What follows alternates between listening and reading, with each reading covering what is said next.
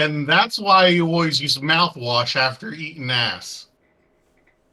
Hey, hi, hello, everybody. It's me, your dungeon master, your dice boss, your dungeon daddy, uh, John Hi, Lestave. Daddy. Um, I'm into it. You started. I did, and I refused to finish it. You can, I'm going to be your dungeon master.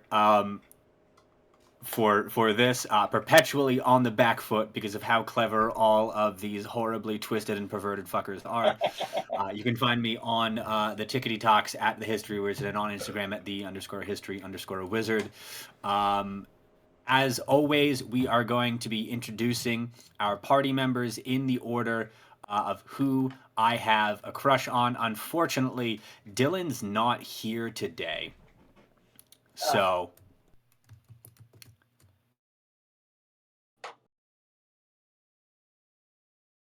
Oh, John froze. Oh, John's gone. Oh, John froze. DM, come back. I thought he was just dealing with like a moment of silence for Dylan being gone. There's There you John. are. Oh, John, you've returned to us. everyone heard. What was the last thing everyone heard? Dylan. You were having a moment of silence for Dylan being gone. Yes, Dylan isn't here. So obviously, right, next is Jubilee. Hi, I'm Jubilee, Titan of Joy on TikTok. And if you see me anywhere else, it's no, you didn't. No, you didn't. I use she/they pronouns, and I'm playing Victoria Jericho, a Githzerai cleric. Fuck yeah, because I always forget to mention it. I use all of the pronouns. I've stolen them all. I've hoarded them. None of the rest of you get any. Got your pronouns. Whoops, they're all mine now. Next up is going to be Ben. Hi, I'm Ben, Brotherhood of Evil Gays on Jubilee. I mean, on TikTok. Hello. I use they, them pronouns, and I'm playing Melvin, who only speaks in rhyme and uses he, him, I think? I don't remember. Last but certainly not least, Ian. Hi, my name is Ian. Wow, it's Ian on all of the internet places. I used to use she/they pronouns, but I've recently been informed that the History Wizard has stolen all of the pronouns. So, Nuh-uh. Oh damn! shit! Oh damn! They got me. I mean, you been got. I've been got. You done I got literally been got. Ba-da-ba-ba-da-ba. And you play? And I play Nimbus, who is a sorcerer. And Air Genasi, I believe. Yes. With clouds. I feel like that picture of Dylan that we have pulled up would go great on a t-shirt. Absolutely, 100%. Before we get started, we're going to do a recap of the last episode, and then we will jump right into the action. So, last time on the 31st of March, the party stepped into the cauldron room. They all passed their checks to avoid being compelled to eat from the massive bubbling cauldron in the center of the room. Some did anyway and received the effects of a short or long rest, depending on how they did on the check. After Bungarn was done fucking with the fire to make it give a middle finger to the Dagda, the party took a long rest before walking down a very long hallway into a massive entry hall. There they found and fought a massive suit of armor that had been animated by the Morrigan. After an intense combat that left most of the party unconscious, they opened the door to the dungeon and found themselves in a mystical seeming field of flowers and grass filled with highland coos. One of which spoke to them and told them the story of a forgotten Celtic god who was allegedly helping them against their adversaries. that is everything that happened in the previous episode, because when most of the episode is one long combat, there's not a lot you really need to say about it. Everyone almost died. It's the closest I've ever come to a TPK. It was good. Yeah. Closest so far. So you now all find yourself, if you have Roll20 open, like you gosh dang should, and it looks like none of you do. Oh. I have maps. Because Ben asked. I have maps for you all.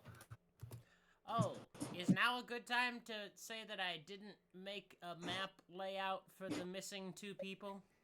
That's fine. Don't worry about that. Just, it might be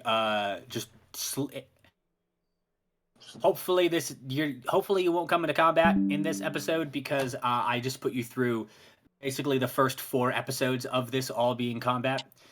So you get a break unless you all do something horribly stupid, which again is very, very possible. But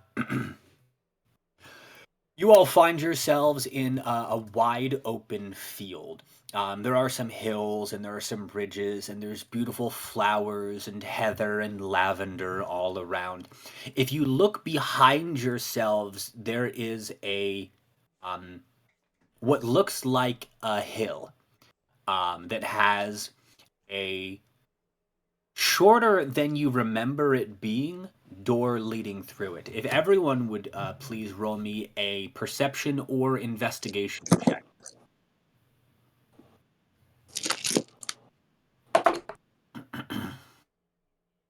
It's gonna be an 18 from Nimbus. Damn! Give me a 12 from Melvin. Okay.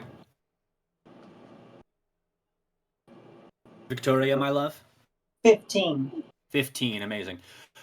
Victoria and Nimbus, you notice that this mossy hill that you see with the doors leading back into it, it's not actually a moss-covered hill. There are some irregularities, or some two regularities in how the moss is laid out, and it appears to be moss overlaying a stone mound in the middle of the field. Knowing where you are and the gods that you're dealing with, the two of you can surmise that you have just stepped out of a cairn. A big, massive stone burial mound in the middle of what might have been an ancient battle field. Melvin, that's a hill. It's covered in moss. It looks soft. Maybe a good place for a nap. After back there with all that crap, I'm going to go and take a nap and I'll walk over to the hill. Okay. You lay down on it and you find that it's stone. And it's not really comfortable. Moss makes a bad pillow. It's not good on your back. But if you all want to try and take a short or long rest in this moment, I did just put you through quite literally hell. Bungarn literally was in hell at one point. True. Yeah, that was way back in episode 1. Yeah, But for a long rest. yeah, It feels safe here. I don't know. I'm not your mom. Oh, you're not? I mean, do you? Yes. I'm not gonna make you roll for this. Yes, this feels like a safe space. You just spoke to a cow/god. Awesome. The area still feels just pleasantly warm. There is just a nice beams of sun coming down on you. Everything about this place inherently feels safe to you all. Kind of like in that one room. No, not like in a magical way. Just in this is just a good space. Any space with cows is a good space. Find a little area to take a little nap in. Yeah, you all lay down. You take a little nippy nap.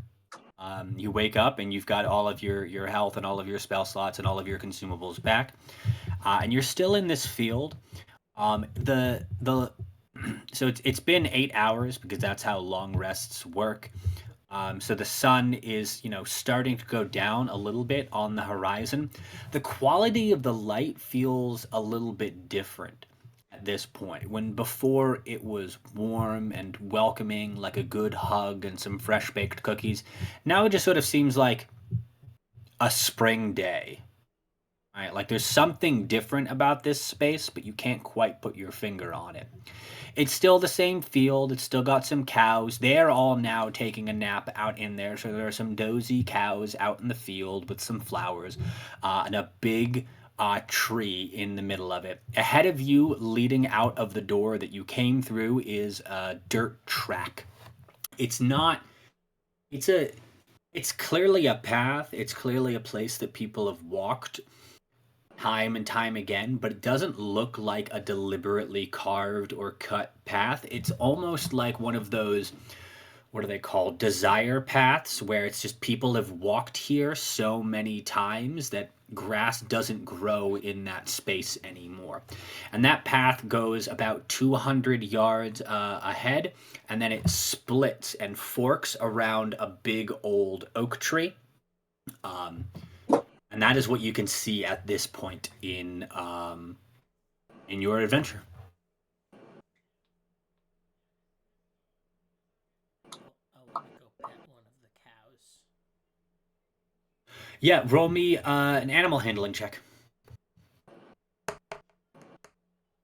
That's a 9.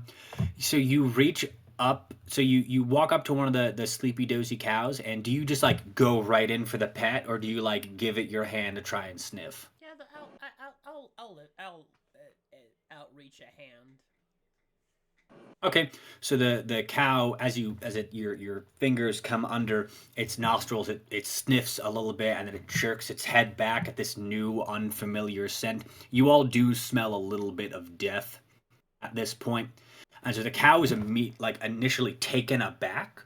It's like, what is this? And then it just looks up and it sees like, oh, it's just a weird air person. And then it just sort of like blinks lazily at you and like just sort of flops over, and you are cleared to pet this cow. Great. I pet the cow. It's good. And you get the effects of the bless spell for the next 10 minutes. That's a good cow. That's a real good cow. Great cow, even.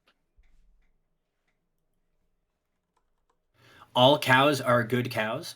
So true. Cows are my very favorite animal in the entire world. So anyone listening to this, all cows have magical effects. What effect they have is completely random. But if you try and attack any of my cows, every single one of them is a Tarask, and there are about 30 of them. Cool. They're all statted like Tarasks, and there are about 30 of them in this field. Fuck with my cows, and I will kill you all. Fuck with my Maybe cow. next level. Maybe level 7. It terrifies me that I'm not sure if Ben's joking or not. What level would I have to be to take on multiple threats? It's only effectively 4 could fight you at a time. Yeah, Mhm. that's very true.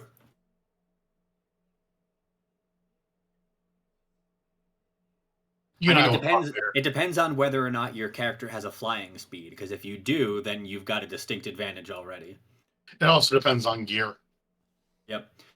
We'll figure this out. We'll figure this out off mic. But Ian pets a cow. What are the rest of you doing in this beautiful, cozy downtime?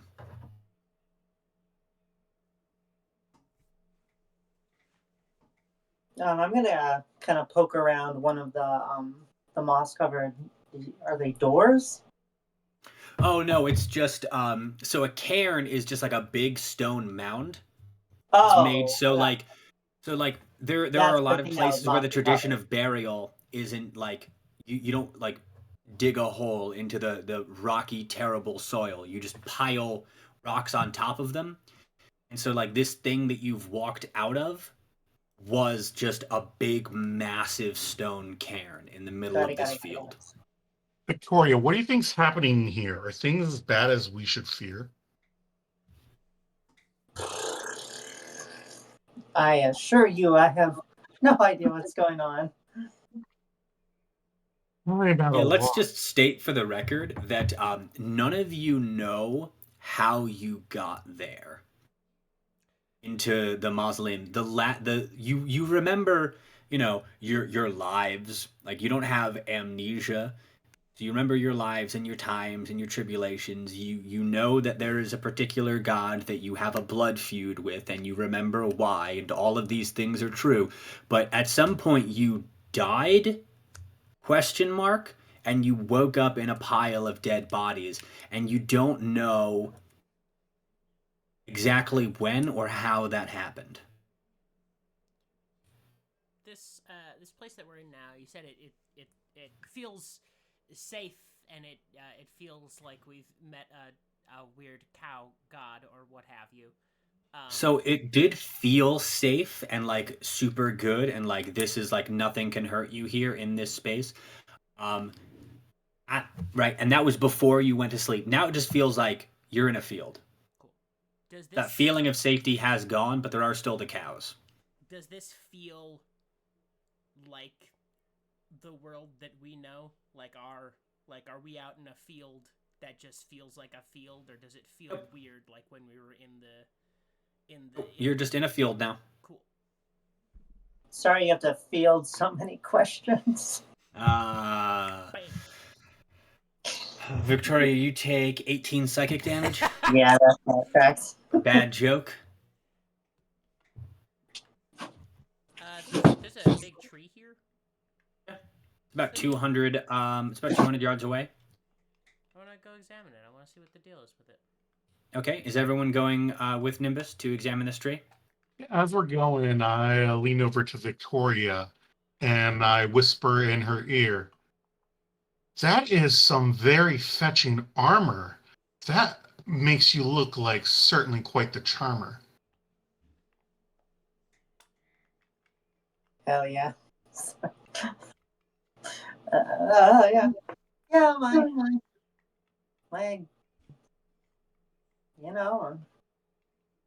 Forge cleric and the stupid god of the Forge has cursed me with this weapon that I cannot figure out who it belongs to. So I'm taking you at your word. You've been blessed with this holy sword. Yes, it counts. I'll allow it.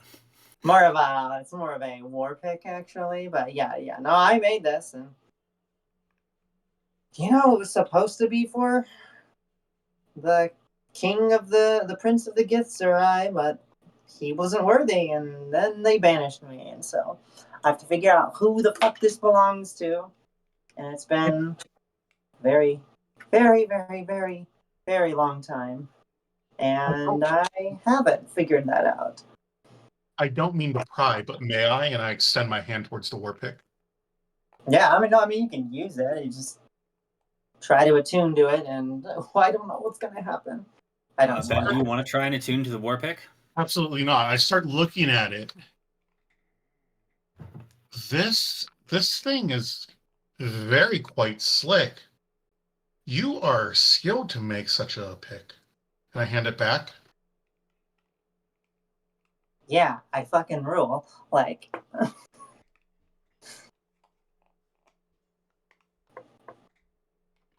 yeah, maybe it's good enough to slay the stupid god that gave me these goddamn powers.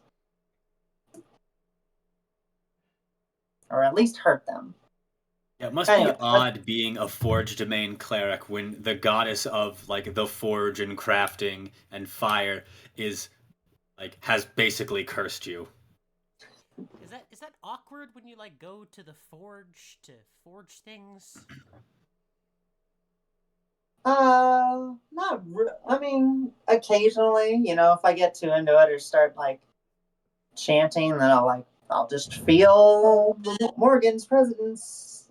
Is it Morgan? No, Bridget. No, it's Bridget. Bridget. I just feel Morgan or Bridget's presence just kind of there, and that's pretty annoying because then whatever I'm doing, I'm distracted because I'm reminded of this stupid curse that I've got. So you're telling me you are very strong with the 4G. My skills lie in the great big orgy. Saying, And Melvin takes 12 psychic damage. yeah. Oh no, sorry. I took 12 psychic damage.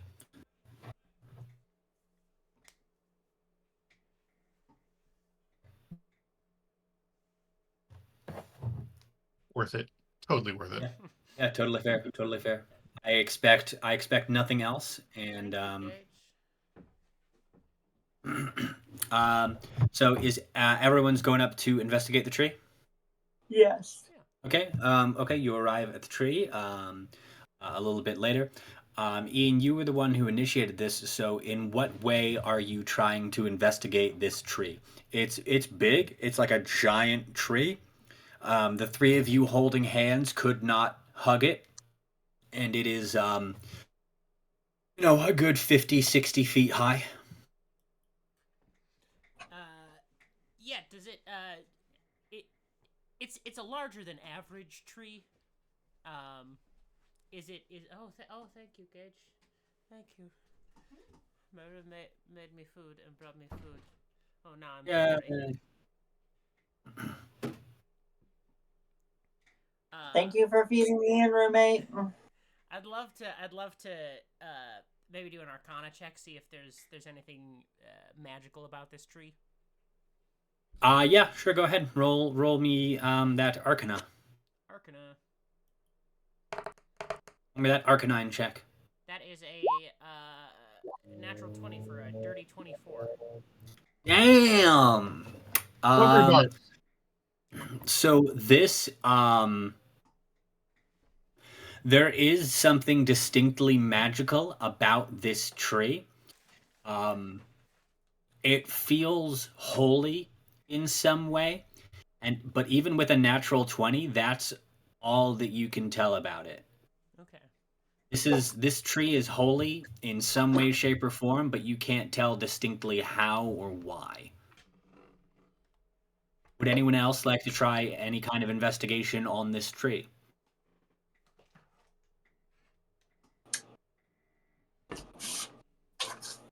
Let me see what I got. What I got.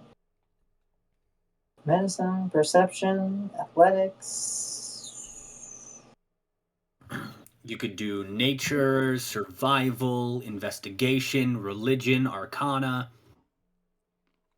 I'll look up at the tree, extend my hand to it, and I'll say to Victoria, we are but puny mortals standing near. Do you want to go get out of here? I don't know. I'm kind of a fan of this tree.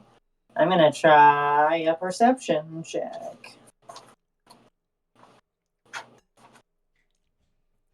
Perception isn't going to get you much. Perception is more like, what is around me? Only when you roll like I did. So. And what is around you is a tree. Damn. If you want more details on it, we're going to be looking at something like an int-based check, or like nature, survival, religion, investigation, or arcana, like Ian did. I mean, I'm not going to get better than a 23 with any of these. Each kind of check would give you different types of information, so there's no nature wrong way to investigate this. 15. 15 on a nature check. Okay, so when you roll your nature check, when you try and investigate this, using that skill, how do you do that? What are you doing to the tree in this moment? I'm gonna try to, I'm sure it's like not the same exact thing as the way I like connect with like forges and crafting and magical items, but I'm gonna try to sort of just extend my sense of the divine into this tree. Okay. When your divine senses reach out and touch this tree, you feel a distinct and overwhelming sadness. Aww. There is great loss wrapped up in this tree, as if there once were a people who held this sacred and who worshipped it and who gained strength and power from this, and now they're all gone. I'm going to convey this to the party. And I think Victoria's going to get down on her knees and revere the tree. Not in a, and with what little information I have, sort of just reach out and say, I'm sorry you've fallen from a position of such reverence and that you don't have anyone around.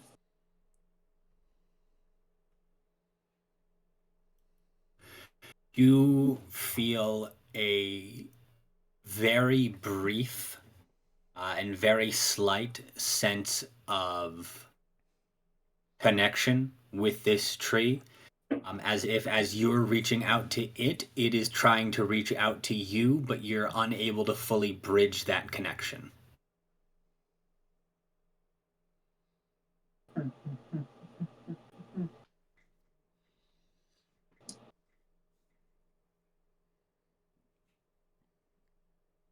Does anyone know anything about any tree or nature-based deities? Especially old ones, as I am not smart. Anyone who would like really to roll religion, history, or history can do so to try and see if you know anything about this question that Jubilee is asking. This seems really odd to me. Why are we so preoccupied with this tree? I mean, I've been communicating that. Because it's big and I've put it in the middle of a field, and that's how storytelling works. Dirty 20 on religion. Dirty 20 on religion. Damn, Ian. You know that trees such as this were said to be worshipped by the Firbolg hundreds and hundreds of years ago.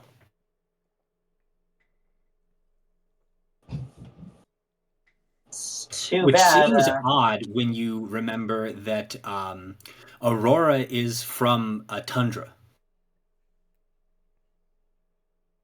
That is what you remember from your studies on religion.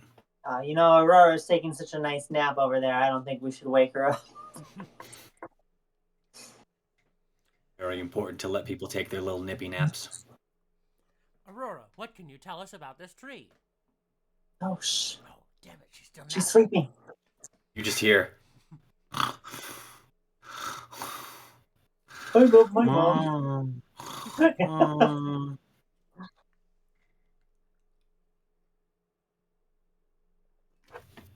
Well, Melvin, you don't seem quite as interested in this tree as we are. Do you have another plan of action?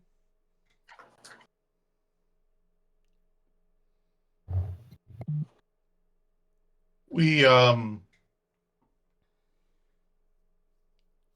came from back there where the doors are ajar. That's the direction, then we should go far. And I start walking. Which direction are you walking in? So away from where we left. Away from the original building. So there was a path leading from the cairn that led you to this tree. The path split about 30 feet in front of the tree. You've now walked off the path to go up to it.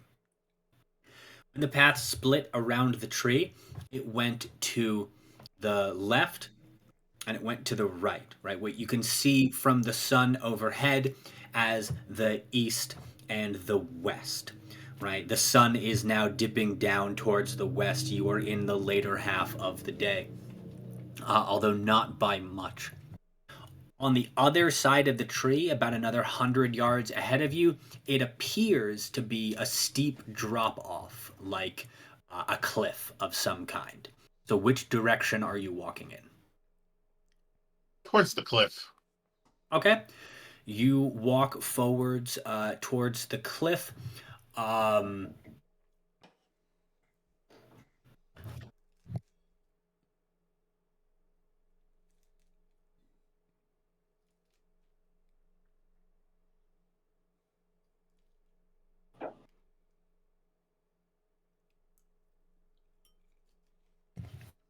My roommate brought me food. Hmm. I already ate though. I had some grilled cheese. Um, so yeah, you walk forwards past this tree. It's a beautiful, tall, almost strangely symmetrical oak. And as you walk those 100 yards ahead, you see that it is indeed a cliff that you're on, and that cliff overlooks um, an ocean or a sea. You're not exactly sure which. Um, but do you look over the edge? I sit down on the edge of the cliff. Okay, sit down on the edge of the cliff. It's Hmm? beautiful.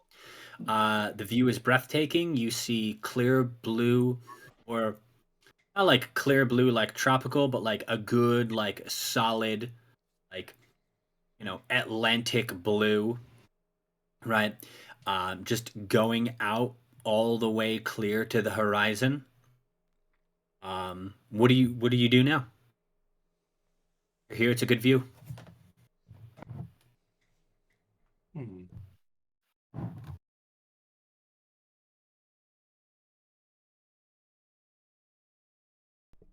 I head on back to the group. Okay, you head on back to the group. Did no one followed Ben? No, I think I'm sticking by the tree for a bit. If keeping an eye if Melvin was about to like take off, or just kind of explore the area. I think I'm staying, trying to continuing to try to connect or commune with the tree if at all possible. Okay. Unfortunately, with what you rolled, you've gotten about as much from it as you can. But Ben, you sat down on the edge of the cliff. You enjoyed this beautiful scenic view over the ocean, and now you are heading back over to the tree. Again, the fork does path. The path forks off in two directions: one to the east, one to the west. The sun is heading down towards the west. Um, where does everyone want to go? I'll tell you our destiny here is to be rowed. I think we should turn the tree into a boat. No, I don't think we should cut down this tree. There's definitely some, like, we could cut down a tree, but let's not cut down this tree. There's I clearly something else going on here. Some people worship this tree. It feels wrong to cut it down.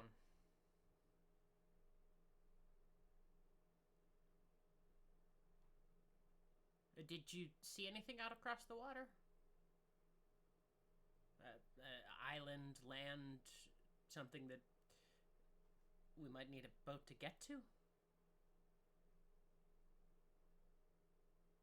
I fear that this is all a mishap, and on this island, we are just a trap. Well, we can always go the other way on this path. Try to see if there's a. Are there other trees? There are some other smaller trees around here. None of like if you wanted to make like a big dugout canoe, like there aren't any that would necessarily be big enough for that, but you could make a raft. It wouldn't be a big raft, but you could make, a raft big enough for the three of you if you're careful on it. Well, let's try to find. That's a cliff, not a. It's a cliff. It's like 100-foot drop. Yep. Let's find an actual beach, and then we can grab some. Then we can think about trying to get off the island. Because we build a raft up here, I don't know what we're gonna do with it. Well, I mean, if we build a raft up here, we can just fly down to the. Can you all not? You all don't. You don't fly. It's not a thing. Got it. You all do know that you are on the Isle of Ere. Um, How do we know but this? because that's where you all lived. Okay. Oh, is that where we? Is that where it seems like we still are? Yeah. Oh, Great. I thought And we that's were. why that's why we're dealing with the Celtic gods. You're all from Ireland. Can Yeah, I just I- thought we were like still in some magical space.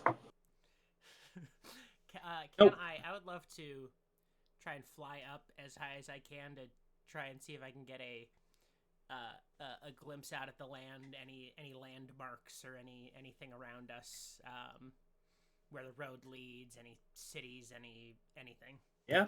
Yeah. Fuck yeah. Yeah. Yeah. Yeah. Um. Okay, so how high up do you fly? How tall is the tree? The tree is about 60 feet up. I'll fly at least to the top of the tree. Okay. You fly up to the top of the tree. Are you flying up above the tree or just to the tree's height? Yeah, I'd like to get above the canopy. Well, it's not a canopy, but above the What I tree. mean is, are you positioning yourself above the tree or are you just like to the side of it, but like up to like above it? Oh, probably above the tree. Okay, okay. So like directly above the tree, Yep. not just taller than it. Got it, got it, got it. Okay. Roll me a perception check. Okay.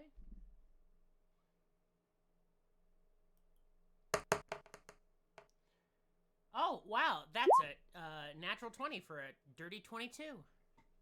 Ian, you're rolling too good this session. I need you to just calm it the fuck down. Yeah, okay. So what you see is off to the left, off to the east, you see a river. And that river twists and turns off into the distance. It does seem to be going pretty fast in some places. There are some almost, what you might consider rapids. But it looks perfectly navigable. With that nat 20, you do see that there is a boat um, pulled up onto the riverbank, and it looks like it's definitely big enough for the three slash five of all of you. 3 to 5 of you. I will. For the 3/5 compromise of all of you. That's horribly racist. How dare you, John? Thank You're you. canceled. Okay, it won't be the first time. It won't be the last.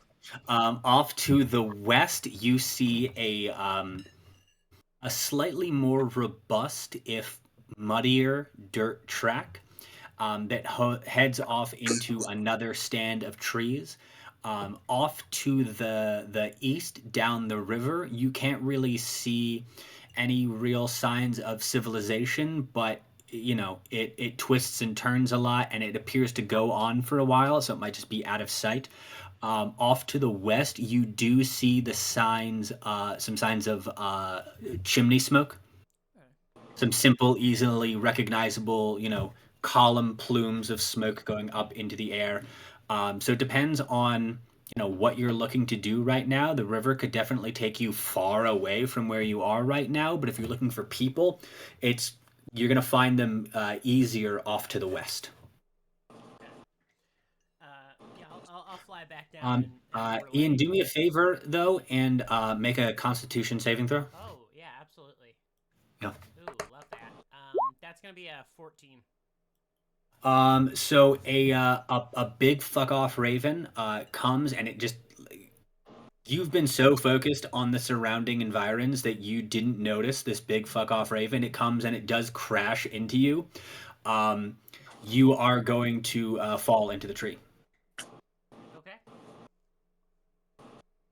Um, make me a pretty low DC Dex check.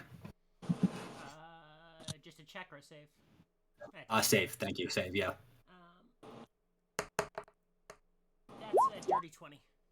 Fuck yeah. You fall down about 5 feet. You hit a second branch, and then you catch yourself on a third one. You don't take any damage, but you are a little, fucking startled. And then you hear the sound from the crow or the raven, I should say, that is eerily similar to feminine laughter as it Doppler effects off into the distance away from you. Mm-hmm. Mm-hmm. Right, because of your past association with this goddess, that corvids are regularly used as the eyes and ears and often messengers of the Morrigan. Yeah, I'm gonna fly back down to the tree. I'm gonna Yep. relay the information about all of the surroundings, where there's civilization, where there's a boat and a river, as well as mention. Listen, I know we were safe here a moment ago, but I'm pretty sure if any of you have the same kind of history with the gods that I do, they might know where we are. This news certainly is that of woe. I suggest we pack it up and go.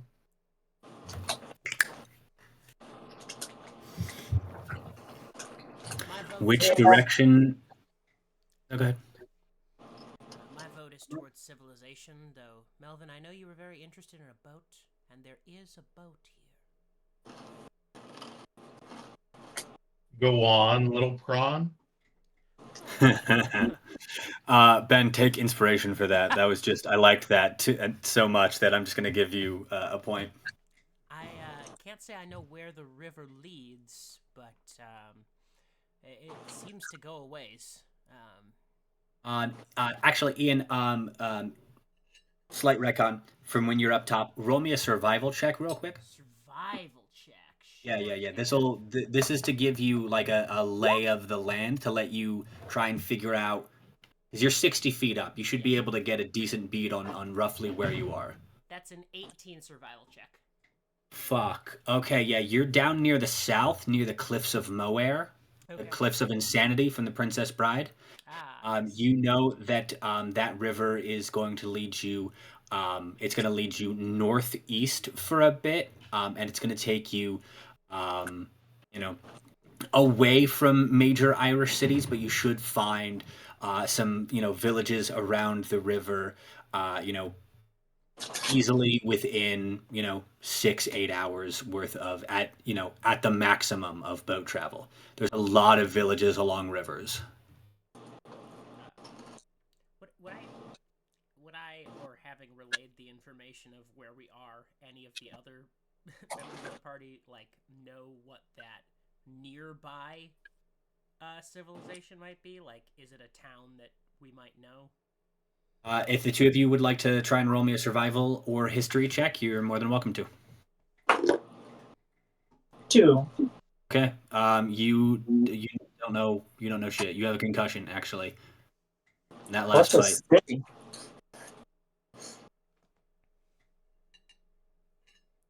Ben? What? Oh, history or survival? For survival, yeah. I'll go with survival. Okay. See what I got. 19. Ben, you know that it's a small leatherworking village off down the path off to the west. It's one that you've been to before. Its name is I don't know the names. Spoiler alert, I don't know the names of historic Irish villages, so I am just going to name them all after different kinds of Irish or Scottish whiskies. Okay. So everyone at home, This one's don't called at Johnny me. Walker. This city's called Johnny Walker Blue. No, fuck American whiskeys. Johnny Walker can suck my left I nut. knew that would piss you off. Yeah. And Black is fine, but everything else is trash. Blue is not worth its price. and the It's town. a small leatherworking community called Glenlivet. It uses the river as a water wheel to provide some support to the everything to get them some keep everything moving. Grind up some wheat from nearby communities, so that they can you know grind up various other things so that they can make compounds and whatever to treat and cure leather and to dye things. But it's a leatherworking community. Levitt is the name of the town, I think. They are very helpful when shopping for a kink. Also, the village does tend to stink because tanning and leatherworking does involve a lot of urine. Just like a massive amount of urine. And the kinks. Yeah. So let's go there and see. I'm warning you now, it's going to smell like pee. Suppose that's Thank a you, Ben. risk we'll have to take. Here's your historical fun fact for the episode: the leather dyeing trade, and also the leather making and cloth dyeing. It all involved just a lot of piss. So does my bed. Okay, yeah. So you start to head off down the path. It is the dirt track, not dissimilar to the one that you're on, although definitely a little bit more worn as you get about 50, 100 yards away from the tree. It starts to widen a little bit into what could easily be called a cart path. Now, this is something that isn't just used by people, but it's used by carts and horses and wagons and things of that nature, transporting more robust things. It you could assume that the tree gets people come and visit it still. Maybe not for religious reasons, but it's a nice tree. Got a lot of good shade, and the farmers might use this as grazing land, not knowing about the horrific experiments going on in the cairn that you all just escaped from. Maybe they do know. Dun dun Maybe they dun. don't. Gasp. Who am I to say? The DM. Shh, nuh-uh. You start to walk down the path. There are more trees in this area. You start to walk into a small forest. So I'm not sure. Have any of you ever been in an old growth forest? Not since I was very small. So this isn't like U.S. forest that you're gonna find on like the East Coast. This is more akin to like redwood forests over in the Pacific Northwest. There's a lot of space between these trees, and a lot of them are very, very big. None of them are quite as big as the big oak that you were just by, but like a good old growth forest, one that hasn't been like fucked up by like human intervention and then replanted in terrible, terrible ways with no consideration to how trees are supposed to grow, is a very, very different and very beautiful experience. So you've got good canopy coverage, but you've still got a lot of light and like space for like rainwater to come down in. So you get dappled sunlight coming down from everywhere. It's spring, you guess. You're not 100% sure, but based on the weather and the green leaves, and it's not too warm, although it never gets really stiflingly hot on Era. Um, it's a pleasant walk along this. It takes about an hour walk down. It's a little bit muddy. You have to like your boots up out of the ground a few times.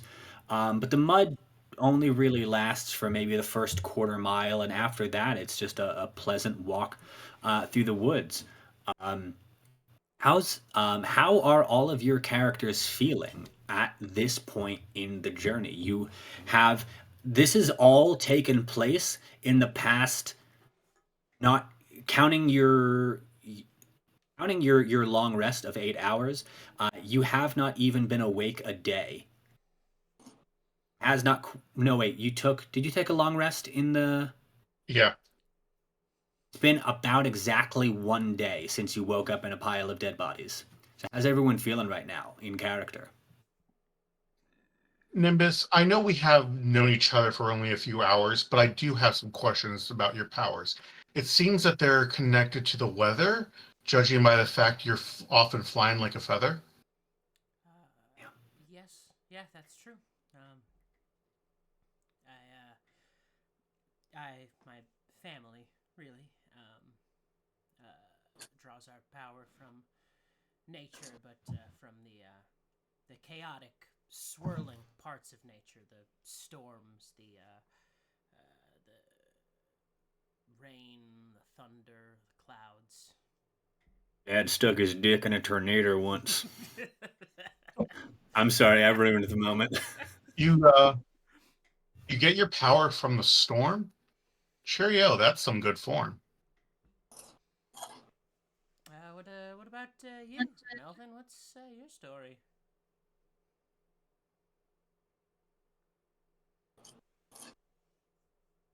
Many, many moons ago, I was in this tight fight in a row.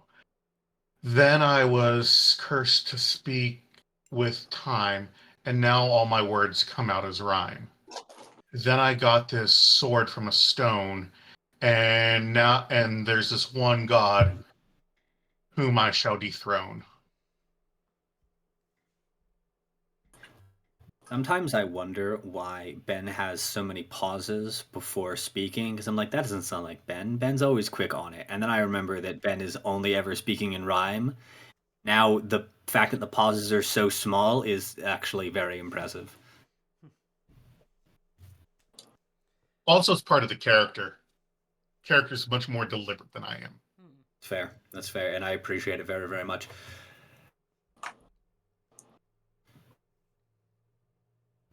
You know, it's strange that we're all so, like, I wonder if we all got thrown into the wherever we were because because we're such not fan of our particular gods. Strange it may be or not, all I know is you're really fucking hot.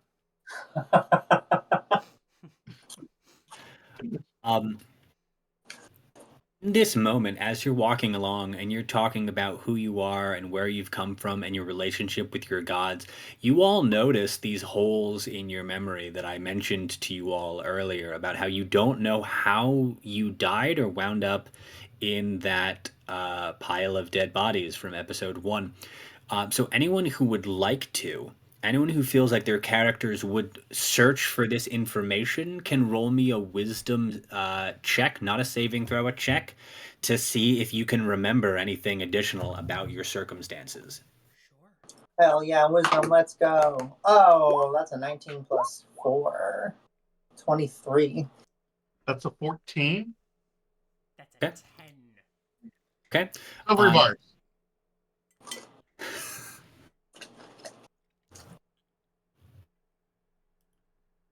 One of these days, I'm actually going to silvery barbs your nonsense. You would have silvery barbs it down to an 8. Amazing. Ian, Ben, you. Oh, I had meant to discuss this. Pause. Not the stream, just the action. I wanted to discuss this, and I talked about this with Ian and Ben very, very briefly when we were in Ohio. I'll have to Ben Kangwoo. But so one of the so it annoys me a little bit in Dungeons and Dragons how like you just like there's a DC, right, and then you and it's such a wide range of numbers in a D20 system, and you either hit it and you succeed or you don't and you fail. And even if the DC is a 15, if you roll a 14, you've still failed. What I want to do is I want to institute a concept of mixed successes. So if you get within, you get within like 2 or 3, 2. I'm going to go with 2 as the final number under the DC. You succeed, only kind of. Like you'll still like accomplish the thing, but there'll be like a consequence to your success. You can choose to either take the consequence or just fail. Okay. I dig it. I feel like that'll be a little bit more narratively interesting than either you succeed or you fail. And the reason why I bring this up specifically right now is because one, I should have brought it up earlier, but also because Ben hit the mixed success threshold for this. So, Ian, you rack your brain, you try and remember anything about all of this, and you can't. It's just not there. Ben, you go digging through your brain. You know it fairly well. You've spent a lot of time in it. You seem like a very thinky, thought, deliberate, introspective person. And you go digging for where these memories of you don't even know what stretch of time you've lost should be. And as you go digging through your brain, you find a wall. Find something that is specifically blocking you off from memories that you should have access to. If you try and grab hold of this wall, find some cracks in it some way through, you find that it is perfectly smooth. You can get no purchase on it. So you're unable to access any of these memories, but you do know that there's something deliberately stopping you from accessing them. In my mind palace, someone's been a building, and I can't help but filled in. But fight this feeling anymore. Jubilee, No. you got like a 24? 23. 23, either way. You succeeded wildly. You go digging back through your mind. You find the same wall that Ben did, but you just, in your mind's eye, how do you smash through this wall? Aragorn pushed the door open. You're going to push the door open? Amazing. You walk confidently up to it, put your hands on this wall, and just like a door in a saloon, just. And there's not much that you can get from this memory. Everything still feels a little vague and foggy. But here's what you get out of this. You are in your forge. The war pick is in front of you, and you feel an overwhelming sense of envy. You know that this emotion is yours, is something that you are feeling authentically and yourself in this moment, in this forge, but you don't know what it's directed at or what its cause is. Just that you are in your forge and that there is so much jealousy in your heart right now. In this moment, as you remember this memory that you had forgotten, that had been taken from you, it's like you are reliving it for the very first time. So please roll me a wisdom saving throw. 17 plus 7. Okay. You look over at Nimbus and you have this brief moment of, this is the cause. This is the sort. And then you're like, no, wait, that's fucking stupid. I just met Nimbus yesterday and everything's fine. Nothing went wrong. But there was this moment of, no, huh? What? Ill. No. Stupid. Huh. Okay. Because you rolled so well on that, I will give you this. Nimbus has absolutely nothing to do with that memory that you're remembering.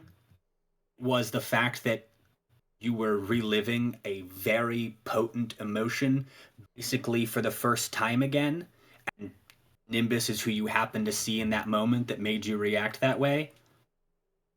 So the envy is yours. The anger at Nimbus, that's bullshit. So, everyone, there's something messing with my mind, I think. Yeah, I've got some. Does therapy exist in this world? I don't actually know if therapy existed in pre-British Ireland. Probably not. Honestly, probably. If anyone's going to get rid of therapy, it's going to be the British. If anyone needs therapy, it's the British. Oh! Get booked, Britain. Britain. Your queen is dead. Lizzie's in a box. And your king's coming soon. But it's not prostate cancer. They were very oddly insistent about that. Guys, stop asking. He doesn't have prostate His cancer. ass is great. Actually. No one actually asked. This is how the press conference started. Okay, so Here for 30 seconds. I figured out why they were so insistent it wasn't prostate cancer, if anyone would like to know, or we could just keep it a joke. Oh, Uh, brilliant. Go ahead. he had an enlarged prostate that had a polyp on it a few months ago that was benign. Okay. Okay. I thought it was because the royal family was in bed with big prostate. No, I only care about the British monarchy when they die. Or when they go to war with someone, because that unfortunately becomes usually very relevant to my field of study. Mm-hmm. Britain doesn't often go to war without also committing genocide. But anyway, you've now all just had this experience. You've tried to remember things. Some of you have been unsuccessful. Some of you have been somewhat unsuccessful. And some of you have just had a bad day. Built different. You mean wrong? Yes. So you continue down this forest path, and you walk for, about that hour that we mentioned a little bit earlier, and then ahead of you, you see this village. It is the village of Glenlivet, like Ben described it. It's small. It's only like 8 or 10 buildings. They're all made out of simple wood with thatched roofs.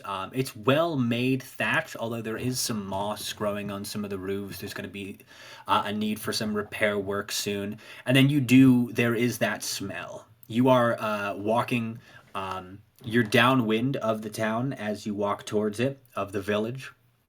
And it's not wholly unpleasant, but it is strong. Have you ever been in like a barn? Yeah. Just like there's that like big smell of like just animal. It's not like a bad smell, it's just like a lot of smell. Yes. This is kind of like that, right? It's definitely something that you'll get used to pretty quickly because that's how noses work. Your olfactory receptors get bored of smelling the same thing, but when it first hits you, it's like, oh, hello. John, I'd like to make a perception check as I look around. What are you trying to perceive? Do I see any MILFs? Oh, okay. This is the type of Okay, yep. Go ahead. Roll for milfs.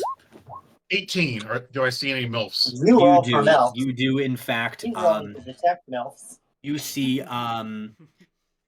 If you had rolled a nat 20, I would have said, Ben, tell me exactly what type of MILF you want to see, and she's there. But in fact, because you only rolled an 18, I'm going to decide the type of MILF that you see. Okay, so all right, so now let's go objectify someone. Yes, there's pick me. yes.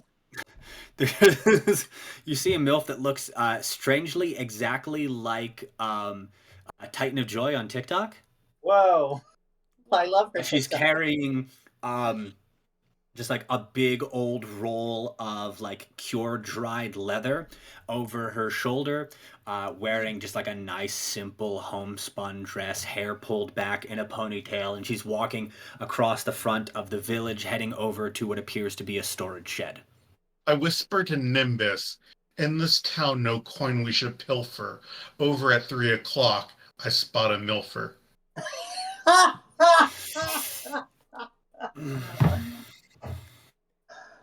It felt like you really wanted to rhyme something with MILF. It felt like you started on Milfer and worked your way back from there, Melvin.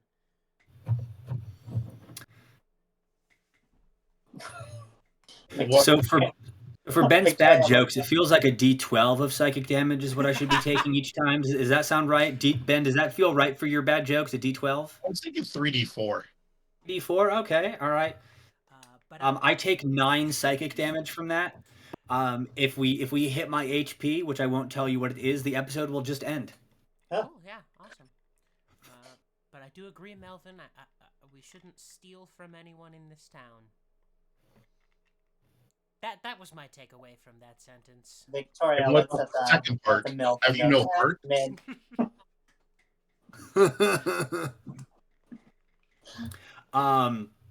She notices you all. Never She again. notices you all staring at her, and turns and looks over her shoulder and just sees you all standing there, and flashes a wink at Victoria. Julia always gets the fuck herself. Okay, 6.5. I'm a twin. You can't say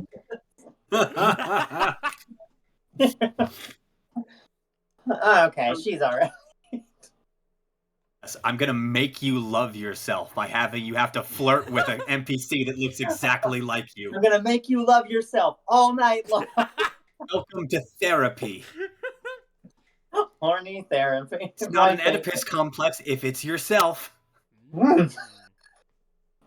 Jesus Christ, I love it. Question for the dungeon master. Yes. With my thing, does slant rhyme and half rhyme count? Yes. Okay. Exterior, interior, slant, it's all good. Okay. You don't have to like rhyme on the end syllable if you can get an interior rhyme in. Can I just do like consonants? Give me an example. I can't think of one off the top of my head. Okay, when you do, let me know because I also can't think of what you're specifically referencing right like, if I were to use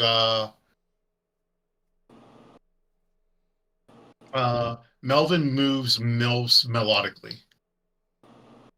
You mean that's alliteration? Consonants is specifically with constant is alliteration with constants. Yes, I will also allow you to do alliteration in lieu of direct rhyming poetry. Okay. Okay. Things just got more interesting. Yep. I want this to be. I enjoy this thing that you're doing, but I don't want it to be too difficult for you. I also enjoy this thing that I'm doing. This is not the good. first time that Ben has played a character that speaks only in rhyme, and it will not be the last. Fantastic. Live it, laugh it, love it. You are all at the entrance of this village. You are encountered by this very, very powerful smell. It's, it's not quite the middle of the day. It's a little bit past it, but it's still fairly early. Not quite dinner. It's maybe after your walk and after your long rest. It's maybe about 2 p.m. In the day. So there are still plenty of people, despite the fact that, there's only maybe 10 or 12 buildings in this village. There is a surprising amount of bustle as people go about doing their work for the day, carrying skinned hides to be cured and cured hides to be stored. You hear the sounds of hammers and saws, and you see people just sitting outside of their homes, stitching leather work together, making a variety of things. No one really remarks on your arrival. It seems like for all that this is a small village, they do get a decent amount of traffic, likely mostly from merchants, but they're not, unused to strangers.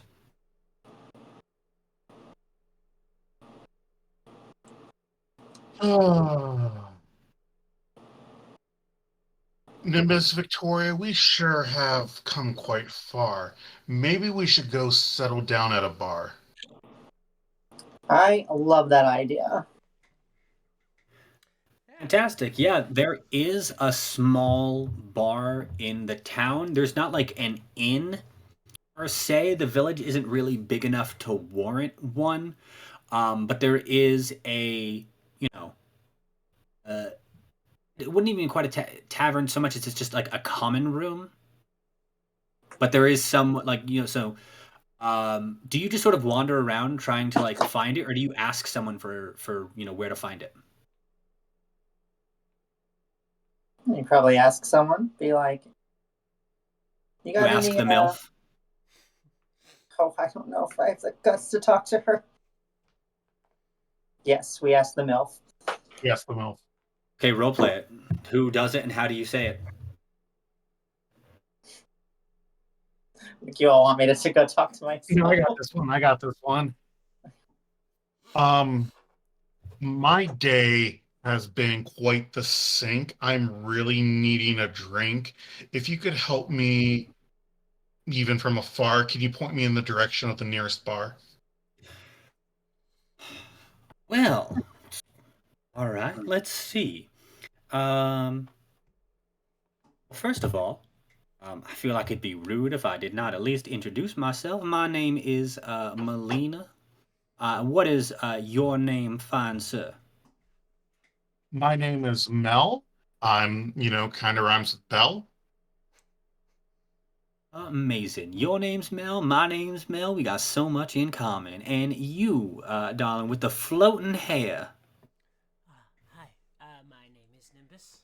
A pleasure to make your acquaintance, Mel. Pleasure And is all. Victoria. Victoria. What a lovely name. And she just flashes you a little wink again. Stop.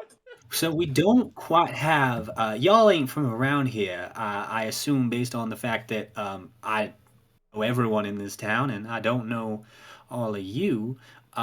So it's not an inn in town, but most folks have a spare cot, or there's definitely some room in the stables if you don't mind bedding down in the hay. We don't have a bar or a tavern because again, not a huge amount of foot traffic through here, save for merchants coming to buy some leather to move it on for fancier folk. The common room is, and she points just a little ways down. There's, most of the houses are like circular with like, conical thatched roofs, and then like more or less in the center of everything, there's a slightly bigger than everything else rectangle building with again just some good thatch on the roof. I love a good thatched roof. So the common room's just right over there. If you talk to Jeremiah behind the bar, um, everything's reasonably priced. We don't have a huge selection, what you folks might be used to in bigger towns or cities, but it does just fine for us. Thank you. I'd normally serve you a little wink, but would you like to join us for the drink? It's the middle of the day. I've got a little bit of work to do, but if you're still there around, I don't know why she checks for a watch. It's not there. But if y'all if y'all are Don't look still at my around, wrist. Gotta go. if y'all are still around supper time, we usually all meet up in there, and the town eats around 5:36 or so. So, Uh, Mel, I do have one more question about this town. If we were looking for someone perhaps spiritual in this town, or houses of It's worship gonna in be this town. Jeremiah again. Ah, Jeremiah. Jeremiah. He is I'd hesitate to use the word cleric, but he's definitely read the most books and knows the most. So if you're looking for anyone with any kind of information or answers, or who has studied local history, Jeremiah is the one with the most time to do that. If you don't mind, I do have to be moving along with this. She readjusts the bundle of leather up on her shoulder. As she does this, you see that Melina is just jacked. She's just got she's really cut. She's got some good biceps. Um, but maybe I'll see y'all a little later. And then she just moseys on along to the storage shed to drop off her bundle and head back to work. You all head over to the common room. Yeah. yes. Okay. All right. You all head on over. It's there's not really a door on it. There's just sort of like a cloth curtain. So you all just sort of walk through that, and you see a half elf gentleman with dark brown skin, clean cut beard framing his jaw, bald on top. He's just wearing a classic white shirt, homespun vest with his sleeves rolled up, showing off his forearms. And he looks at me. He's like, "Well, well, well. It's very unusual for us to have. Well, it's not terribly unusual, but it's been a little bit since I've seen strangers around here. My name's Jeremiah. What can I do for all of you?" We are patrons. You won't really need a cuddle. I will have one of your finest bottle. He's like, oh, finest bottle. What are you looking for? Beer, ale, whiskey. Do you have any Got a scotch? gin. Do you have any scotch that happens to be top notch? Gosh, that happens to be top notch.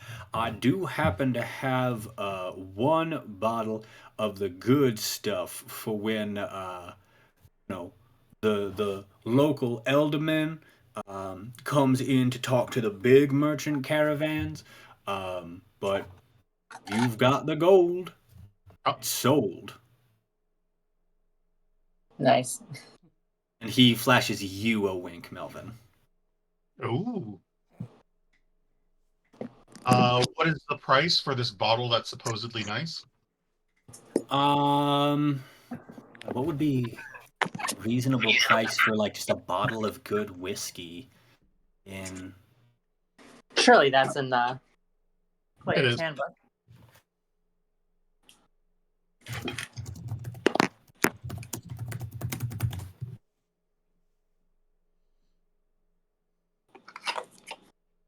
Okay, according to Reddit, extreme rarity or aged with a very well-known brand might be up to 20 gold. Now listen, if you want the whole bottle, for this, it's gonna cost you about 10 gold. Sold. That is All quite right. cool. Okay. And I He angle. reaches. He actually is like.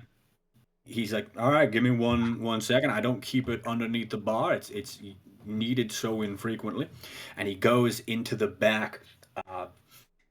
And you hear him rummaging around in a little bit. You hear the clinking of bottles, moving stuff around. You hear, a crate being picked up and then moved around. And then he comes back out with this good, um, just good green bottle with just like just a cork sealed up in the top, almost like a kind of wine barrel. You can see a little bit of condensation starting to form on it, as if he's had this in a more chilled area than the rest of the bar. He's like, "Here you go. We've got some Glenlivet 12 here. Um, enjoy." Grab the The bottle and gold. hand it over to my friend. He's like, "Do you need an opener for that?" Do I need an opener for that? No, I don't know. It's like a wine bottle cork. I don't have Can a you? fork. I probably have a knife in my I inventory. use Mage Hand to pop it out from the inside. Use Mage Hand to pop it up from the inside. Amazing. So you're all just so.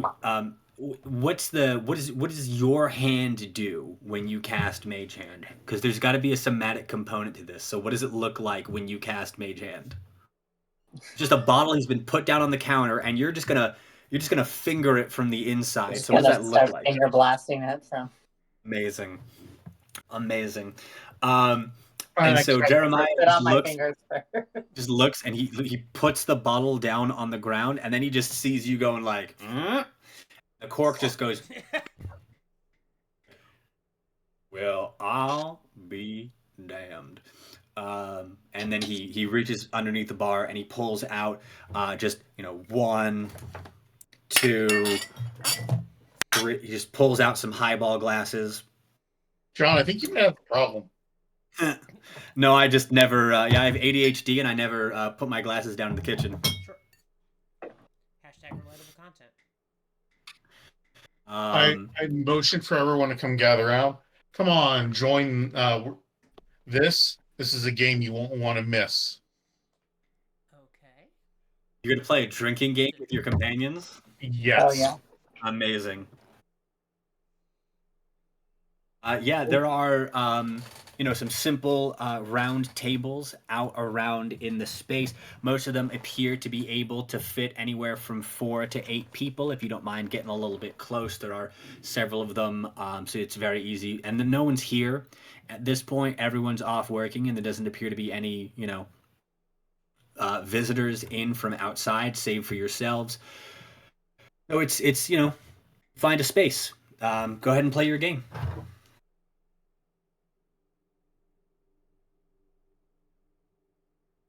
This is a game of true bliss. It's called Why Are You Like This? Ben Conwu. Uh, Someone asks you a question and you say what you think, and if you don't, then you have to drink. Wanna lead us with an example? All right, Melvin, why are you like this? You have to ask a specific question. Ian, you know this. If I recall, at BenCon, we just asked, why are you like this? That is, in fact, exactly how we played. And then also, though, we didn't follow the rule about only having to drink if you didn't answer. We all answered and then drank. My kind of drinking game. The person, my mama. The game, lots of trauma, and I drink.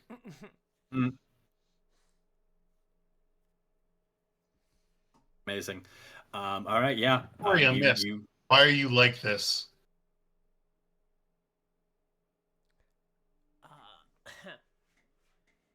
Well, I said Victoria. Are your ears, damn it. Fuck. Uh-oh. You tried to make me look like a fool, but 'twas you who looked foolish. Ha ha ha ha!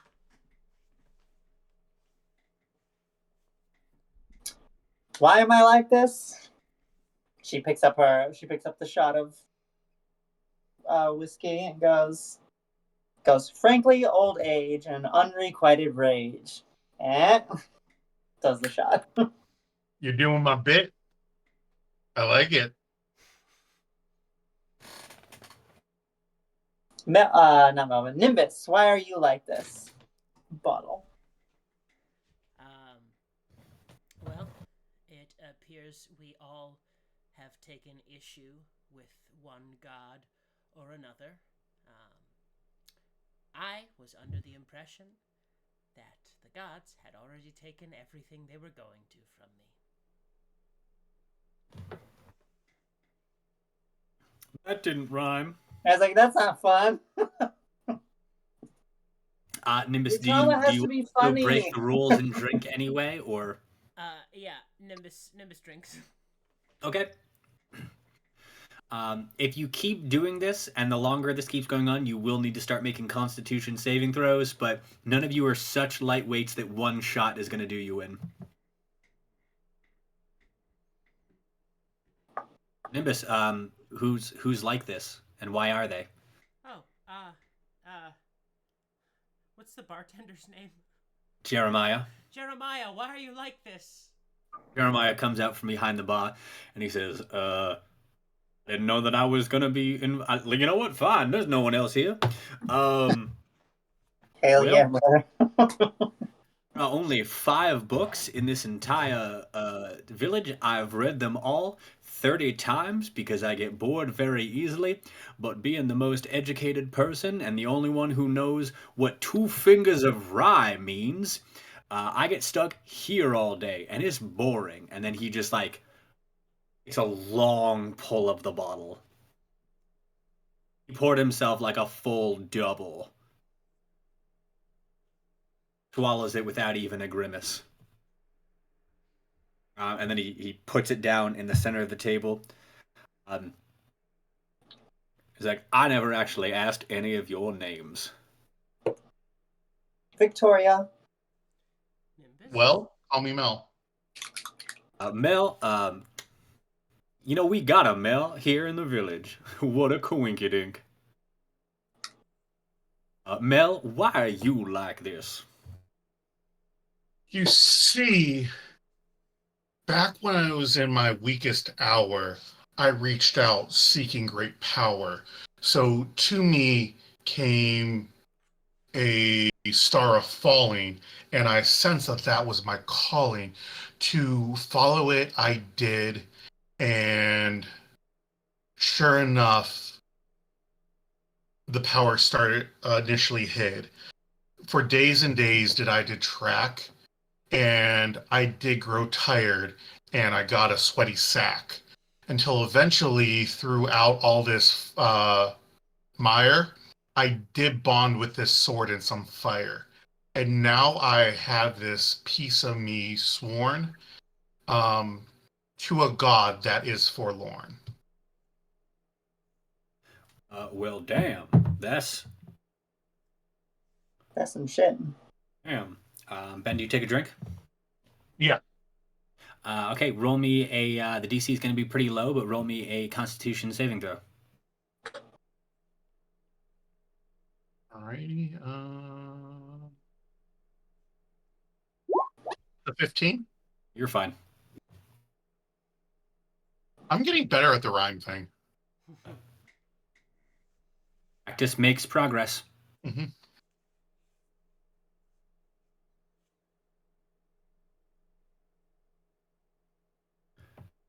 Ben, do you want to pass it to anyone? Yeah.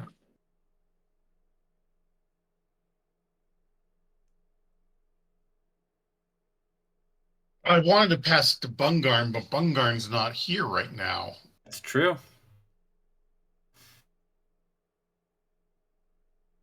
Nimbus, my dear, I have a question that you should fear. I'm already. For I think you are going amiss. Nimbus, why the fuck are you like this? And I pass the bottle to Nimbus. I am like this because someone has to be responsible and stop drinking. Victoria, why are you like this? Victoria pours herself a shot and goes, you know, I have seriously been searching for over 8,000 years for the owner of this. I have met so many people, and it's so hard to keep everyone straight. And that's why I'm gay. Hey! Hey. Shot. Okay, Victoria, make me a Constitution saving throw. 19. You're fine. I passed the bottle to Nimbus. Why are you like this?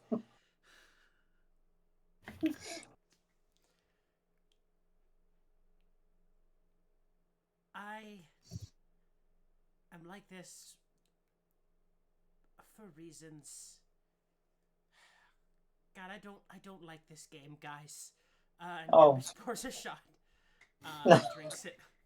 Okay, Nimbus, make me a Constitution saving throw.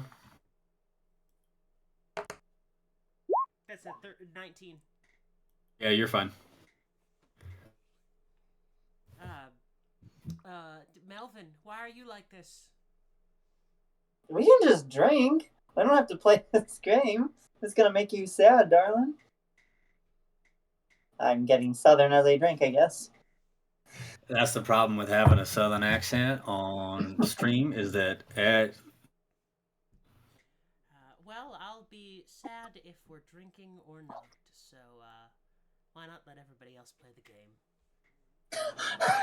Not realizing, Victoria reaches over and takes him in his hand and goes, why are you feeling this way?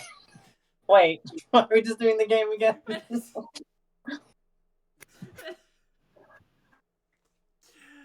It's not my turn. It's Melvin's.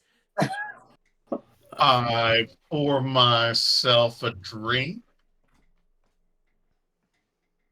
I pick it up.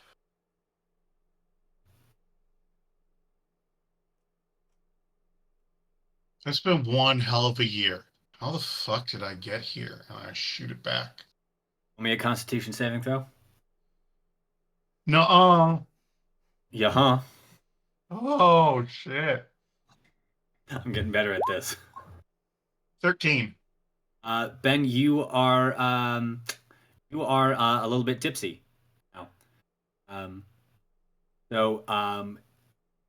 If you have to make a dexterity saving throw in the next hour, you're gonna have disadvantage on it. Okay.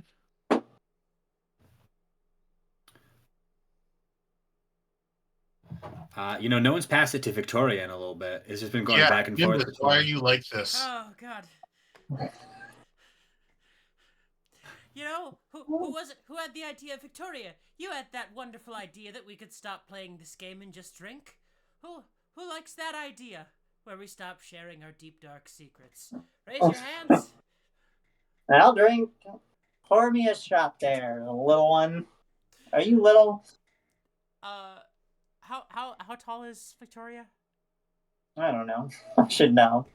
You should know this. 6 feet? Yeah. Oh, yeah, because I was like, no, I think I was more than 6 feet. And then Haya was like, I'm like 7.5 feet tall. I was like, Christ. Yeah, I think Nimbus Yeah, is kind of so short. 6. I'm 5'5", but bigger than John. It's true. Nimbus will pour you a drink and hand it to Victoria. Thank you. And I shoot it. Okay, roll me a Constitution saving throw. Oh, that's a 1. Oh, you're drunk. Yeah. You'll have disadvantage on dexterity saving throws for the next hour. You will also everything is difficult terrain.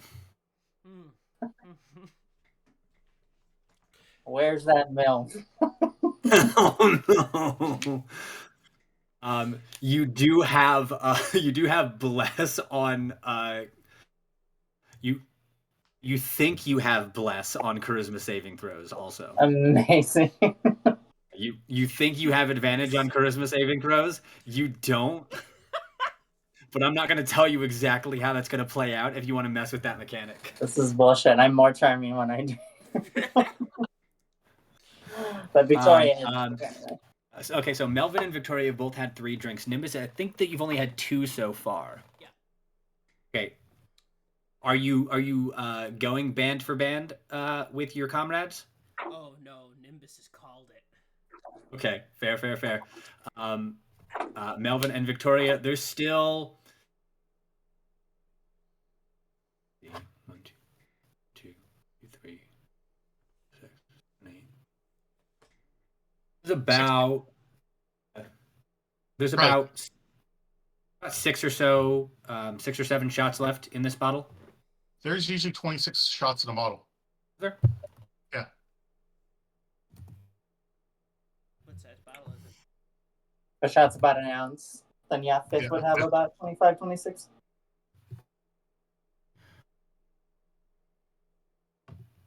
$16.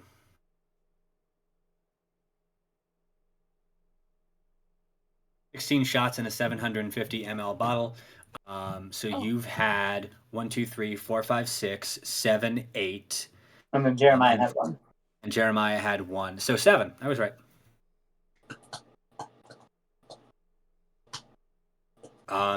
So if you would like to keep imbibing, you are more than welcome to. You are both already a little impaired at this point, and it is 2:30.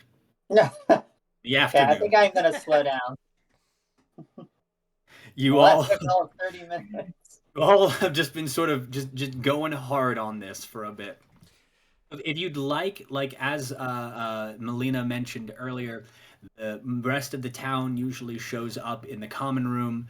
You can actually start to smell Jeremiah in the back making some food for the evening. It smells like he's making some kind of soup or chili or stew. You're not sure exactly what. For him to be starting it this early, it's likely one of those. Yeah, so if you just like to say, like, pass the time chatting, and you just wait around until the rest of the town shows up. Or if you want to try and pump Jeremiah for information, you were told that he was the smartest guy in town. Yeah, I do have a couple questions for Jeremiah.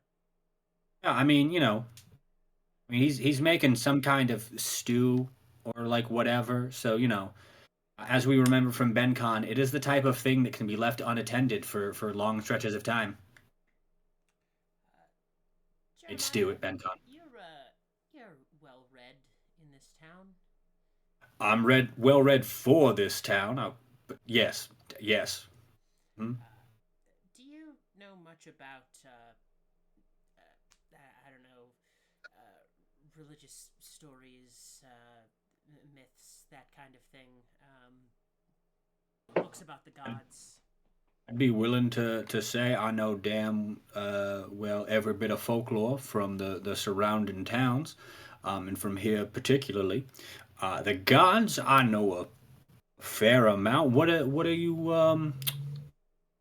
what you want to know? I'm curious if you've heard stories of people returning from the dead. Oh, you mean like ghosts? Yeah, we ghosts. Yeah, Well, ghosts, revenants, will o' the wisps. not so Any of those? much ghosts as Oh, people's bodies coming back, their faculties returning, those who were once beyond the veil, returning to this world. oh. Well, there are some stories of folks who were either blessed by the gods for some sort of quest with no, not quite life eternal, but life returnal, if you will. Um, and there are, stories of folks who were cursed by the gods to not know their proper rest. It's certainly something that there are stories and tales about. Absolutely. Why do you ask? Excuse me, so sorry. Nice, well done. In character. Wonderful. In A, res- character. a respectable 5. Thank you, thank you. Well, my friends and I had some, shall we say, I'd like to make a perception check to see if I heard them call me their friend. I mean, like the common room's not that big. Nibbles, are you trying to be quiet? there's, yeah, no. Okay, then you heard it. I wouldn't go that far. You're a little not quite a star. Well, damn. Okay. My Well, I like to think of you as a friend there. That's a little awkward. I'm gonna pretend that I didn't hear that and move on. my companions and I had an experience just outside of town. You might call it a spiritual experience near one of your burial sites. I assume Yeah. this was for this town. Um, well, there's the.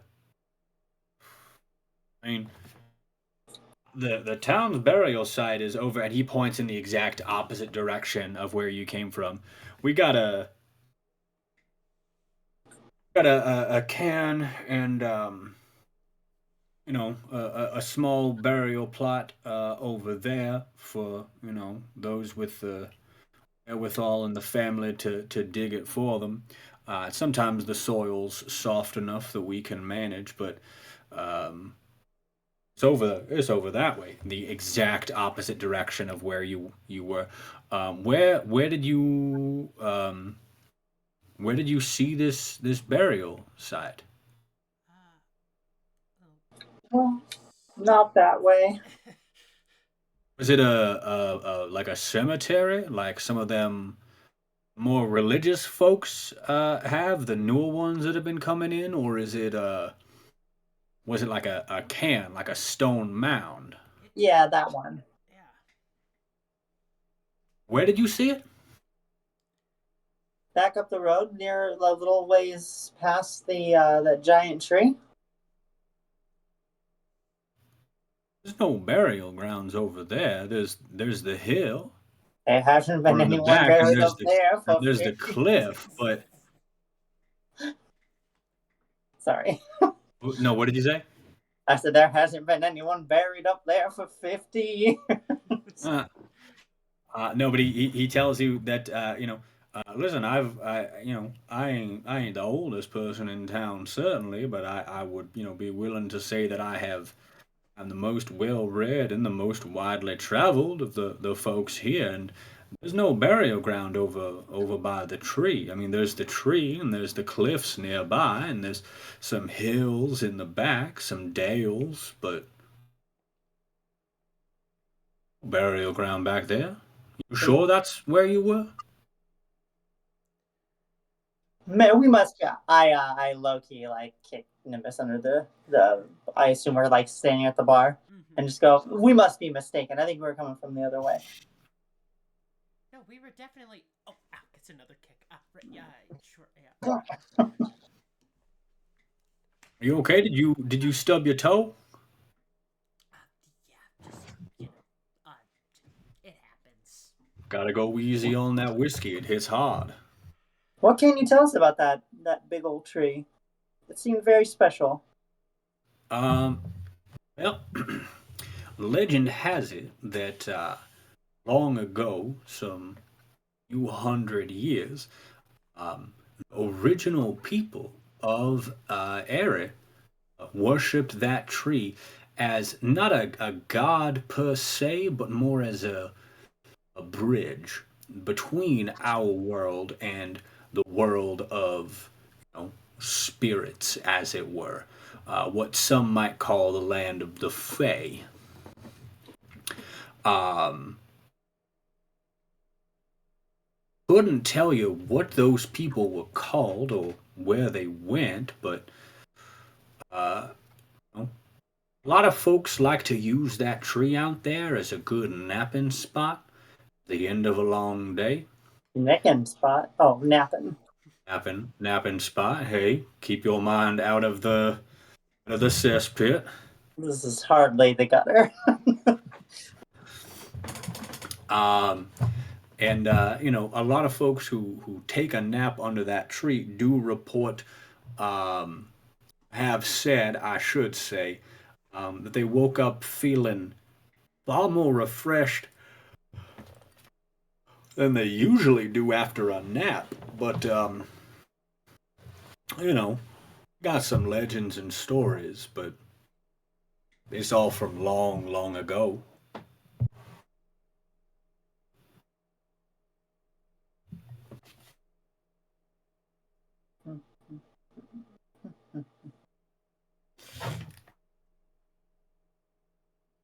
What are you cooking?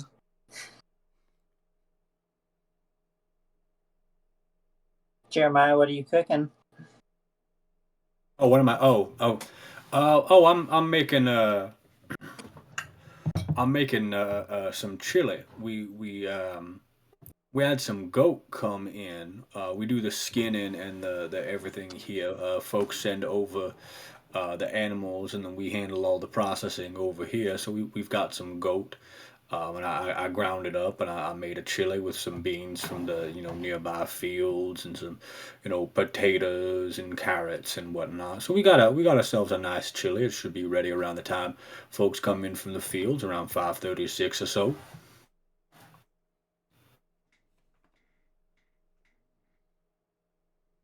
Any of y'all, some of them vegetarians or whatnot? Nope. I like a good, Fantastic. Was that? oh, I like a good chili. Who doesn't like a good chili? Vegetarians. It's fair. That's a fair point and well observed. I know, I'm amazing. So it's still a little bit before the rest of the town is going to be showing up. So what do you all want to do to pass the time?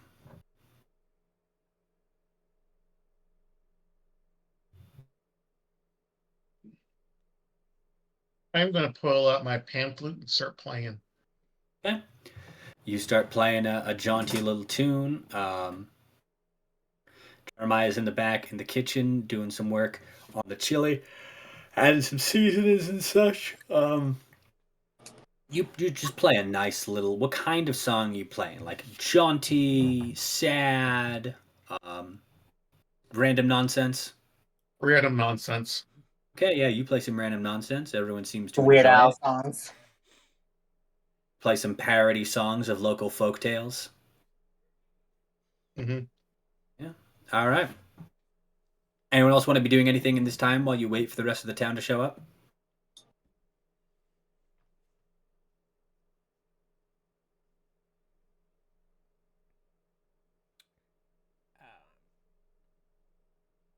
Not that I don't trust Jeremiah with my life, but if there are books in town that he's been reading, I'd love to look over some of them, see if I can pick out anything that he hasn't. Yeah, absolutely. You ask Jeremiah where you can find, the local books, and he says, "Oh, we keep them all here The in the local common 4 room." books. Yeah, well, all five. Excuse me, there are Sorry, five. 5 books. There are My five bad. books. Please, they have some Please, culture. please, please. Yeah. 4. What My do you mistakes. what do you take us for? Glen Roth on the other side of the island? No. I wouldn't dream of it. But yeah, he lets you know that they keep them here in the common room. He puts them out in the beginning of the day in case anyone's got some time or they want to read it in the evening, and then they get locked up. At the end of the night when everyone's gone home. But he's got them out on like a little shelf out in the middle out in the or wall of the common room. Yeah, feel free to head on over and take a look and peruse at your leisure. Yeah, I think that's how Nim's spending her time. Okay. What kind of information are you looking for? Just reading to pass the time. I am looking for information. Anything, maybe there isn't. Maybe there's nothing about specifically burial grounds in that area, but anything else about that area around the tree where we had been. If maybe there's something that this wouldn't jump out at you if you weren't looking specifically for it about this area. Sure. Roll me an investigation check. Sure. That's an 18. Okay, so there is some information in. So one of the books that is up on the shelf is a local town death book. It just sort of, and despite the name of death book, it lists the local births. It's got the birth and death records basically, and the marriage records of the of the town. To just sort of chart its growth and lack thereof sometimes. It also lists the location of the town burial ground. It has a little map over to it, and you can see that the burial ground that this community has been using is it matches up with the directions that that Jeremiah gave you, in the opposite direction from where you came from.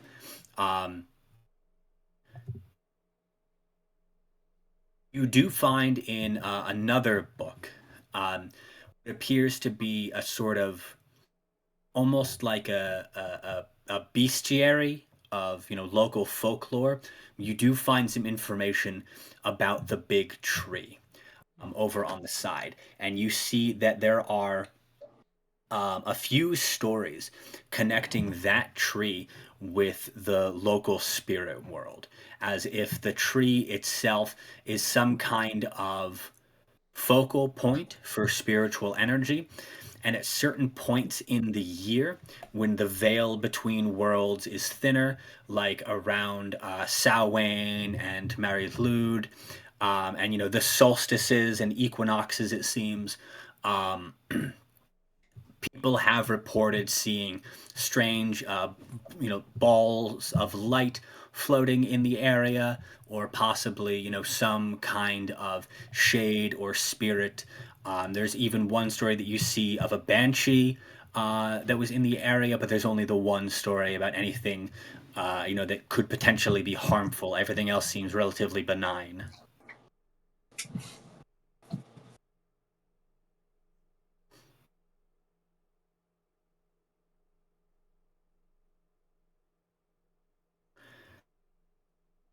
Anything else that you want to try and look for?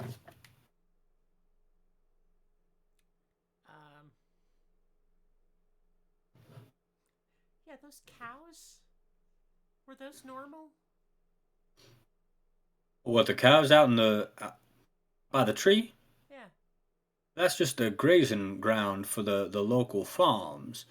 This is the nearest village for 20 or so miles, but there's just some individual farmsteads scattered about. Some of them are dairy farms. A lot of them bring their livestock and their skins over here to be worked and such not, and that's just grazing land for them. Yeah, you get to see some cows. Well, yeah, some pretty cows out there. Just like spitballing, throw it out there. Just is it totally normal for some of those cows to talk? Uh, how early in the day did you start drinking, Nimbus? Well, at least two, I guess. At least two. All right. All right. He chuckles and just heads back in to check on his chili and doesn't really respond to your question, assuming that you're joking. So Melvin is playing random nonsense on the pan flutes. Nimbus has done some research. Victoria, what are you doing to pass the time? I think my ultimate goal would be to get back and try to use. I don't know if this is how I can use it. Try to use my like daily blessing of the forge on the pot of like on the pot that the chili is in to try to give it a little bonus. I don't know. I don't know that I can sweet talk Jeremiah enough to let me like help with Roll me a persuasion check. Hell yeah. Where are my d20? D20. There.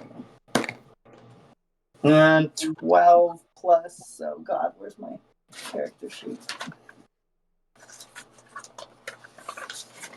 You good charisma. 12 plus 1. 13. So Jeremiah, looks up at your offer to, come back and help out with the chili. Um, he's like, oh no, I couldn't possibly let a guest of our community do, any kind of work on this. It is my pleasure to make sure that you have all the things that you need. You just go sit and enjoy your time with your friends. The chili will be ready in just a little bit. Okay, well, you're gonna let me try that chili. Maybe I can just give you a little advice on the spices. I'm sure yours is great, but just great minds think alike. He shrugs and he holds out a small little wooden spoon of chili. Okay, I try to bless this. I try to quickly bless the spoon as I take it. So hopefully he goes and uses that. Maybe there's just a now blessed spoon in his cutlery. Okay, make me an Arcana check to see if you can use this spell in a way it's not meant to really be used. Hell yeah. Arcana. Can it be Arcana with a wisdom bonus since it's my magic? Oh. I rolled 12. It doesn't quite work out the way that you wanted it to, but it's good chili. Well, So, time passes. You all just sort of enjoy your time in here, and then slowly the sun starts to go down in the background, and you start to hear some hustle and bustle from the outside as the community starts gathering and starts to come in through the front doors and start to fill in the other tables. Some folks nod and like say hi politely to you, but then they go and they sit with their friends and chat. You see what you can only imagine, because again, not a very big town. You see pretty much everyone come in, but you don't see Melina come in. Then some time passes, and Jeremiah comes out with the chili, and he serves it, and it's very, very delicious. It's good, hearty, chili. There's the general sounds of chatter in the background, um, and it's been maybe 30, 40 minutes, and there's no sign of your MILF bestie, Melina. Just as you're starting to think, wow, this is really weird. She told us that she'd meet us here. Um, A you woman has see, never lied to strangers. Lena has never lied to stranger. Lena has never needed to lie Yeah. to anyone. That cute face, those just rippling biceps, that just winsome smile. It just gets what she wants. Gal John's Um, flirting with me. is it working? It's working. um, so just as you're I'm not starting to make, complaining. I was just informing. it's very fair. That's very fair. So just as you're maybe starting to get a little worried about, Melina, um, someone who you haven't met yet, a young man with curly brown hair down to his ears, face flushed red, panting heavily, runs in, just slams through the curtain, runs up coincidentally to your table. You picked one fairly in line with the door and slams his hands down on it, getting everyone's attention. And he gasps out, "They got Melina.